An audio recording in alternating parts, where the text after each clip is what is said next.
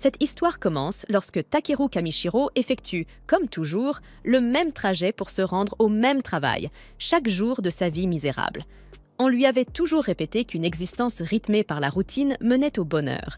Mais au fond de lui, subsistait une petite part qui aspirait à autre chose.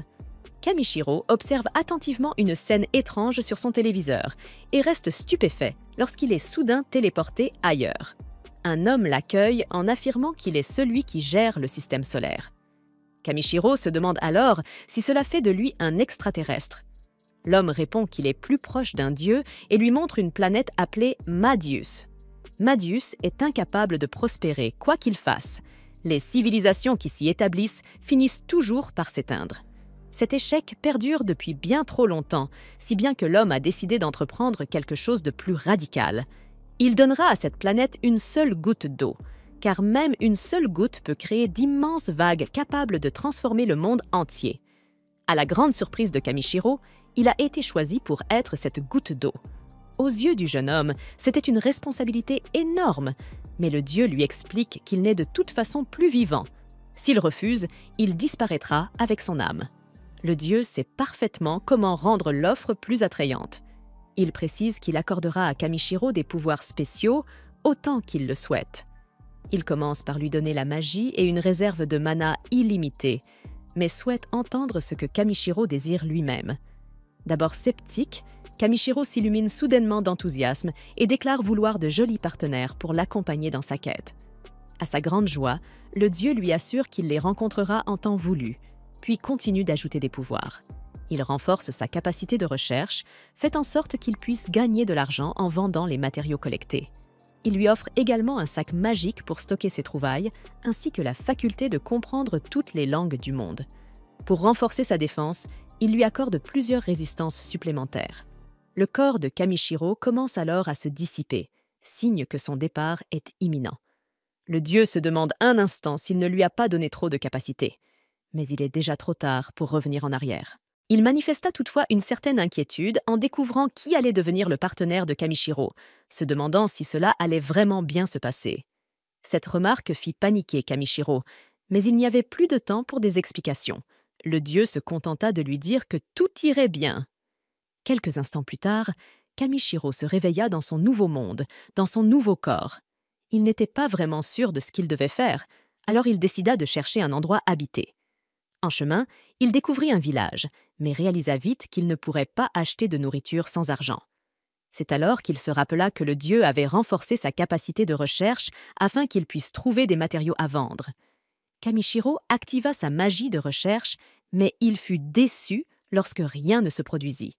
Il comprit rapidement qu'il prononçait simplement mal l'incantation. En la répétant correctement, de petits symboles apparurent tout autour de lui. Ces symboles lui indiquaient l'emplacement des matériaux, et en prononçant le mot « scan », il obtenait davantage de détails sur chacun d'eux. Ravi d'avoir hérité de capacités aussi utiles, Kamishiro n'en crut pas sa chance quand le premier matériau qu'il ramassa fut classé rang B. Il passa ensuite plus de temps à récolter tous les matériaux indiqués par son pouvoir, mais la plupart se révélèrent être de bas rang. Tout n'était que rang E, jusqu'à ce qu'une pierre étrange attire son attention. Elle lui sembla précieuse par sa beauté, mais il découvrit vite qu'il ne s'agissait que d'une crotte, qu'il ne comprenait pas pourquoi elle était classée rang C. Malgré tout, Kamishiro resta satisfait, car il avait au moins appris que les objets vendables étaient classés par symbole et qu'il pouvait les retrouver grâce à sa magie de recherche. Le sac rempli de matériaux, il était impatient de découvrir combien d'argent il pouvait obtenir et se hâta vers le village. À la porte, le garde supposa que Kamishiro était un chevalier, impressionné par sa taille démesurée. Mais Kamishiro expliqua qu'il n'était qu'un vendeur de matériaux. Cela faisait de lui un spécialiste de la récolte, ce que le garde, nommé Marlowe, souligna comme étant plutôt rare. Il ajouta qu'il n'avait pas de boutique spécialisée, mais bien une échoppe générale. Kamishiro s'y rendit aussitôt, et l'étonnement du marchand fut total lorsque Kamishiro lui présenta la crotte. Le commerçant la reconnut comme étant les excréments d'un dévoreur de fourmis-marteaux, et s'extasia un peu trop sur sa belle forme et sa jolie couleur. Le marchand félicita Kamishiro pour avoir trouvé un objet aussi exquis et lui proposa 5 pièces d'or en échange. Kamishiro n'avait aucune idée de la valeur de cette somme. Alors l'homme expliqua qu'une nuit dans une auberge coûtait 500 raves, tandis qu'une pièce d'or valait 1000 raves. Kamishiro fit rapidement la conversion dans sa tête et resta abasourdi. Ce type était prêt à payer l'équivalent de 400 $ pour une crotte. Le marchand devint complètement surexcité lorsque Kamishiro accepta son offre, au point d'aller jusqu'à la frotter contre son visage, ce qui laissa notre héros incrédule. Il lui montra ensuite le reste de sa récolte, et l'homme n'en revint pas que Kamishiro ait pu obtenir tout cela par lui-même. Intrigué, il se demanda pourquoi un homme capable de trouver de si beaux matériaux se contenterait de venir dans une petite boutique perdue au milieu de nulle part. Kamishiro répondit simplement qu'il aimait voyager tout en ramassant divers objets. Impressionné par ses talents, le marchand lui demanda alors un service. Il expliqua qu'il existait un filon de mithril dans une montagne voisine et souhaitait que Kamishiro aille l'extraire. Toujours avide d'aventure, Kamishiro accepta. L'homme lui donna 360 000 raves pour l'ensemble de sa cargaison. En convertissant la somme, Kamishiro faillit défaillir.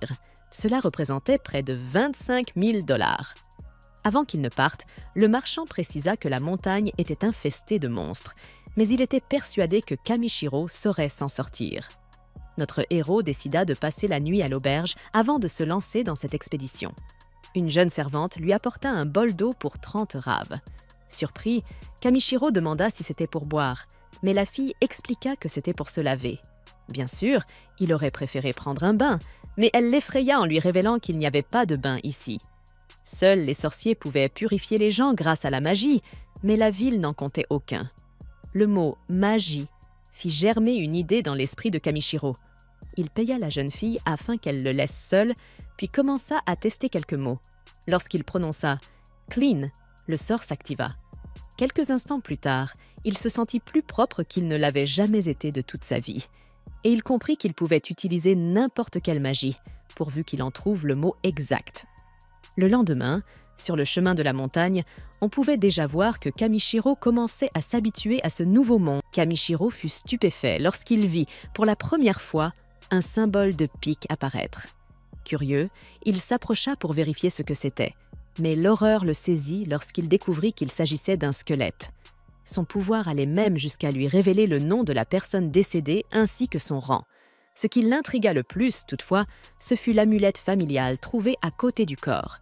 Grâce à sa capacité, il apprit que l'amulette avait été fabriquée par la mère du défunt. Kamishiro ne put se résoudre à abandonner les restes sur place, surtout après avoir lu la lettre qui se trouvait avec. C'était une lettre poignante écrite par la sœur de l'homme, l'exhortant à ne pas trop se forcer. Ému, Kamishiro prit le temps d'enterrer le squelette avec respect avant de reprendre sa route vers une autre zone. Là, il érigea une barrière autour de lui, sortit les herbes qu'il avait cueillies, y ajouta un peu d'assaisonnement et termina par de la viande. Lorsqu'il goûta le ragoût ainsi préparé, il fut lui-même émerveillé par la saveur. Un large sourire se dessina sur son visage et il s'exclama que se faire isekai était décidément la meilleure chose qui lui soit arrivée. Finalement, il atteignit la forêt des dragons anciens, un lieu dangereux grouillant de monstres. Kamishiro utilisa une lumière magique pour repérer les symboles, mais ne trouva aucune trace de minerai. Pas un seul animal non plus, ce qui le fit se demander si c'était parce qu'il sentait mauvais. Il atterrit en douceur sur le sol, fou de joie, d'autant plus qu'il distingua aussitôt une multitude de symboles indiquant la présence de minerais. Sans perdre de temps, il se mit à en récolter le plus possible, mais ne trouva toujours pas de mithril. Puis, il aperçut un symbole plus faible, presque dissimulé, signe que le minerai se trouvait plus profondément dans la paroi de la montagne. Il prononça « Blaze !» et lança une boule de feu qui fit voler le mur en éclats. Cette fois, le résultat fut parfait. Le mithril apparut enfin, mais en petite quantité seulement. Le sol trembla brusquement. La caverne risquait de s'effondrer.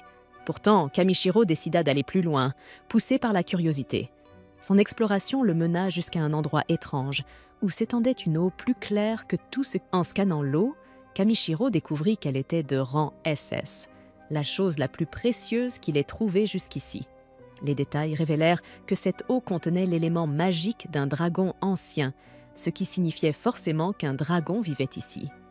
Plutôt que de s'inquiéter, Kamishiro décida de récupérer autant de cette eau qu'il le pourrait. Avant de vider son récipient pour le remplir, il voulut d'abord vérifier si cette eau de dragon était potable. Il approcha sa main pour en prendre une gorgée. À ce moment précis, un dragon terrifiant surgit des profondeurs, furieux que Kamishiro n'ait pas répondu à son appel. Kamishiro resta bouche bée, mais à sa grande surprise, le dragon s'étonna lui aussi. Ce petit humain avait réussi à supporter sa pression. Kamishiro s'excusa aussitôt pour avoir pénétré dans son repère. L'énorme créature fut impressionnée par son courage. Il se présenta et expliqua qu'il était un humain, mais le dragon eut bien du mal à le croire. Il avait ressenti en lui une quantité de mana si écrasante que cela l'avait même tiré de son sommeil. Kamishiro, lui, ne comprenait rien à ces histoires, mais le dragon lui révéla que sa réserve de mana égalait presque la sienne. Le dragon ancien déclina son nom, Voldius, et il avait une requête pour Kamishiro. Ayant reconnu la pureté de sa force, il pensa que ce jeune homme pourrait être capable d'éveiller son enfant. Bien sûr, il ne lui demandait pas cela gratuitement. En échange, il lui promettait une grande quantité de métadolaure. Voldius lui montra alors un œuf qui refusait d'éclore. Kamishiro, désemparé, n'avait aucune idée de ce qu'il devait faire. Le dragon lui indiqua de simplement y verser son mana, de la même façon qu'il avait créé sa lumière. Kamishiro prononça le mot « heat » pour le réchauffer, mais il prit peur quand une énorme vague de puissance se mit à rayonner autour de lui. Quelque chose n'allait clairement pas. Pourtant, Voldius éclata d'un immense rire. Le corps de Kamishiro se mit à être aspiré dans l'œuf. Pris de panique, il songea à quel point il venait juste d'arriver dans ce monde et qu'il aurait voulu le découvrir davantage avant de disparaître. Quelques secondes plus tard, il se retrouva dans un lieu étrange. Une voix résonna, le traitant d'imprudent. Kamishiro se demanda s'il s'agissait du dieu qu'il avait rencontré plus tôt, mais il comprit vite que c'était une autre personne. Cette fille expliqua qu'elle jouait avec cette planète depuis des dizaines de milliers d'années, mais qu'il avait suffi d'une seule journée à Kamishiro pour provoquer une énorme onde de choc. Et cela ne lui plaisait pas. Kamishiro n'avait pas la moindre idée de ce qu'elle voulait dire, mais la jeune fille l'expulsa sans plus d'explication. Il fut déconcerté lorsqu'il revint dans le monde réel, mais soulagé de voir que l'œuf avait bel et bien éclos. Voldius demande à Kamishiro de donner un nom au bébé dragon. Hésitant, celui-ci ne savait pas s'il en avait le droit. Le dragon ancien le rassura. L'enfant possédait déjà son véritable nom. Il ne s'agissait que de lui attribuer un nom courant. Kamishiro accepta et baptisa le petit dragon Bee, pour Black. Voldius encouragea Bee à explorer ce vaste monde à sa guise, et le petit rejoignit officiellement la troupe de Kamishiro. Le jeune homme fit remarquer que ce bébé venait à peine de naître et s'interrogea sur le fait que Voldius le confie si vite à un inconnu. Mais le dragon ne s'inquiéta pas. Il affirma que Kamishiro était plus fort que lui et qu'il se sentait rassuré de laisser son fils sous sa protection. En guise de récompense, Voldius projeta un rayon vers le sac de Kamishiro, puis prit congé. Kamishiro demande alors officiellement à Bee s'il accepterait de l'accompagner dans son voyage de collecte. Le petit dragon répondit avec enthousiasme. Ravi, Kamishiro s'occupa de sa première tâche en tant que maître, laver son petit